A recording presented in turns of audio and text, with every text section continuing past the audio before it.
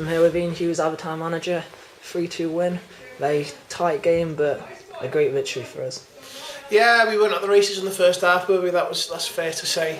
But the boys rolled their socks up in the second half and fully deserved the win in the end. The first goal in the second half was always going to be important. If Newtown got it, the game would have been dead. If we got it, we felt like the momentum would swing towards us and we'd have a chance of going on to win the game, and that's what happened. So back to the first half, quite disappointing. Could have very easily been 3-0. Yeah, certainly. It's probably the worst 45 minutes since I took over as manager. And we were against the wind, so I think it's important to say that. But even then, we were second to every second ball and didn't do ourselves justice in the first half. And that's a warning to us. So we know if we do drop our standards by 5 or 10%, that could mean we don't win games at this level. It's the first time the club's been in the top 6. So we've got to get used to playing the best teams week in, week out. And thankfully we managed to pull it around today. So then 3 goals in 5 minutes in the second half. Must be delighted with that.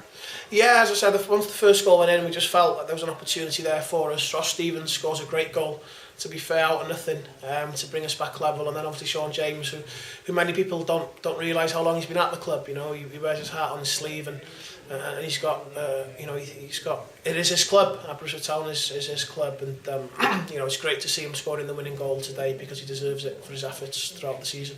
In a debut goal for Ross Stevens, what do you see in him as a player? Well, Ross gives us flexibility in the way we play. We went to a diamond 4 in midfield, so we can do that. We can play as a 3. He can defend really well. He can attack. He can pass the ball. He can keep possession of the ball. Technically, he's a good player, and as you've seen today, he can score goals. So he's quite an all-rounded, good centre midfielder at this level, and we're happy to have him. So an academy player, Thomas Jones, on the bench. Yeah, and that's important. He's played for the 19s a couple of times and impressed there. So it's important that we give youth players a chance. We haven't been able to do that in the first part of the season.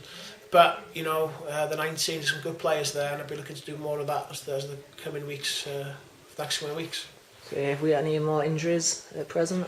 No, I think we're okay. Luke Sherbon rolled his ankle. I think he'll be okay. Stephen Wright was probably only right to play half an hour today, so there was no need for him to play in the end.